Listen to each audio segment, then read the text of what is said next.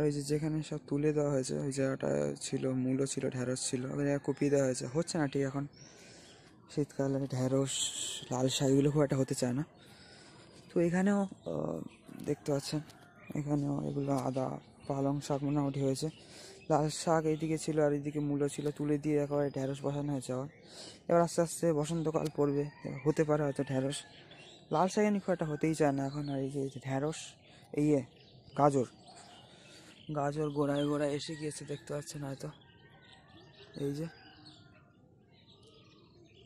তো এই যে গোড়ায় গোড়ায় এসে গিয়েছে। আর এখানে পেঁয়াজ আছে, 3 রকমের পেঁয়াজ আছে। এই একরকম, ওইদিকে পিছনে একরকম, সামনের দিকে একরকম। দিয়ে কিছু সূর্যমুখীর চারা করা হচ্ছে, এমনি বসানো হবে তাই। এবার চাষ করা হয়নি ঠিক, এইবার জাস্ট ফুলের মতো বসানো হবে তাই।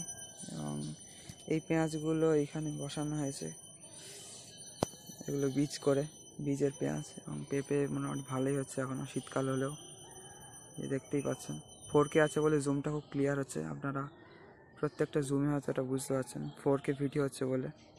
আলু গাছগুলো দেখতে পাচ্ছেন, আমার কাছে যেতে হচ্ছে না কিছু দেখাতে, মানে জুম করলে এনাফ হয়ে যায় 4K-তে, মানে কিছু দেখাতে হয় না কাছে গিয়ে। এই যে পেঁপেগুলো দেখতে পাচ্ছেন কত সুন্দর HD লাগছে একদম। তো বন্ধুরা, অনেকদিন পর পর এরকম বাগিচা দর্শন করে আপনাদের কেমন লাগে অবশ্যই কমেন্ট করে জানাবেন, ঠিক আছে? তো এই হচ্ছে আপাতত অবস্থা। তো আপনাদের কেমন লাগে ভিডিওগুলো অবশ্যই কমেন্ট করে জানাবেন, ঠিক আছে? এবং আপনারা কেমন আছে অবশ্যই বলবেন, কেমন আছেন সবাই। তো চলুন, সবাইকে হাই এবং বাই। ভিডিওটা খুব শীঘ্রই শেষ হবে, দেখুন সমস্ত ভিডিওগুলো দেখবেন, আমার ভালো লাগবে এবং সম্পূর্ণ দেখবেন, অবশ্যই খুব ভালো লাগবে আপনাদের। চলুন সবাইকে দেখাই বাগিচা। তো বন্ধুরা, এই হচ্ছে বরবটি গাছ, বরবটি বা বড়া বলে এগুলোকে, দেখতে পাচ্ছেন এই যে হয়ে রয়েছে, এই যে। এবং ওইদিকে হচ্ছে শিম গাছ, চলুন ওগুলো দেখাচ্ছি আপনাদের। এখানে আর কি মানে হাঁটাটা একটু মুশকিল, এই যে শিম ধরে গিয়েছে,